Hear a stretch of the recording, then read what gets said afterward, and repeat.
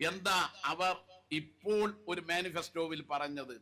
KSRTCയിൽ എല്ലാ സ്ത്രീകൾക്കും സൗജന്യ ടിക്കറ്റ്. നിങ്ങളെല്ലാം അത് ആഗ്രഹിച്ച് നിൽക്കുന്നുണ്ടാവും.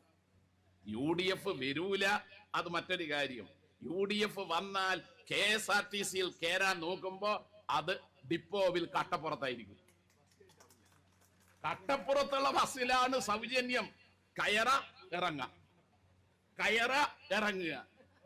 അതിലെന്തെന്ന് സൗജന്യ യാത്ര? ബസ് കട്ടപ്പുറത്താ, ഓട്ടോ ഇല്ല. ഓടാത്ത ബസ് കട്ടപ്പുറത്ത് വെച്ച് അവിടെ നിങ്ങളെ കയറ്റുമെന്ന് പറഞ്ഞാൽ വിശ്വസിക്കാൻ മാത്രം വോട്ടർമാരിൽ ഭൂരിപക്ഷമുള്ള സ്ത്രീകൾ ഇവരുടെ അടിമകളല്ല, സ്ത്രീത്വത്തെ പരിഗണിക്കുന്ന ഇടതുപക്ഷമാണ് ഇവിടെ ഭരിക്കുന്നത്. എന്താ ഇടതുപക്ഷം പറഞ്ഞത് മാനിഫെസ്റ്റോവിൽ? സ്ത്രീകൾക്കുള്ള തൊഴിൽ 50% ഉയർത്തും. പറയുന്നത് ബടായി അല്ല.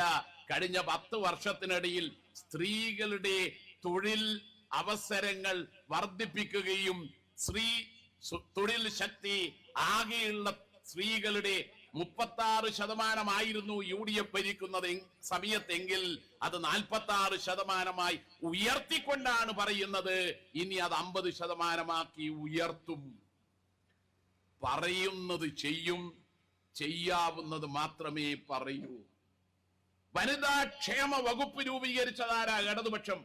എന്താണ് നമ്മുടെ UDFന്റെ മാനിഫെസ്റ്റോവിൽ 2011 പറഞ്ഞത്? വനിതാ ക്ഷേമ വകുപ്പ് രൂപീകരിക്കും. അവരത് ചെയ്തില്ല. നമ്മള് വകുപ്പ് രൂപീകരിച്ചു 2017. വനിതാ ക്ഷേമം ലക്ഷ്യമാക്കിക്കൊണ്ട് ബജറ്റ് അത് തയ്യാറാക്കി.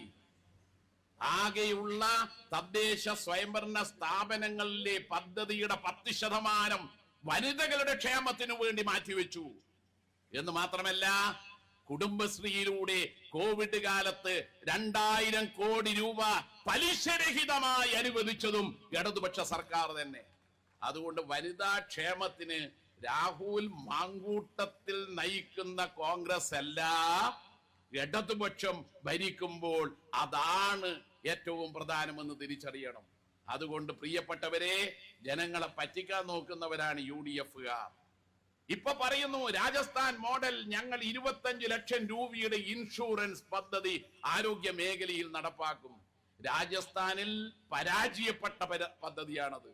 എന്നാൽ കേരളത്തിലോ ഇടതുപക്ഷം 25 ലക്ഷം പേർക്കാണ് സൗജന്യ ചികിത്സ, 42 ലക്ഷം കുടുംബങ്ങൾക്കാണ് ഇൻഷുറൻസ് പരിരക്ഷ. ഇത്തവണ ഇടതുപക്ഷത്തിന്റെ മാനിഫെസ്റ്റോവിൽ ഇടതുപക്ഷം പറഞ്ഞു പരിധിയില്ലാത്ത ഇൻഷുറൻസ് ആനുകൂല്യങ്ങൾ നൽകും വിധത്തിൽ 5 വർഷം ഇടതുപക്ഷം കേരളത്തെ നയിക്കും. അതുകൊണ്ട് നമ്മുടെ നാട്ടിൽ ഇടതുപക്ഷം എന്ന് പറയുന്നത് ജനങ്ങളുടെ ക്ഷേമം ലക്ഷ്യമാക്കിയിട്ടാണ്. നമുക്ക് വേണ്ടത് സൗജന്യ ചികിത്സയാണ്. ഇൻഷുറൻസ് പദ്ധതി എന്ന് പറയുന്നത് അത് നമ്മുടെ നാട്ടിൽ കോർപ്പറേറ്റ് ആശുപത്രികൾക്ക് പണം തട്ടിയെടുക്കാനുള്ള മാർഗമാണ്.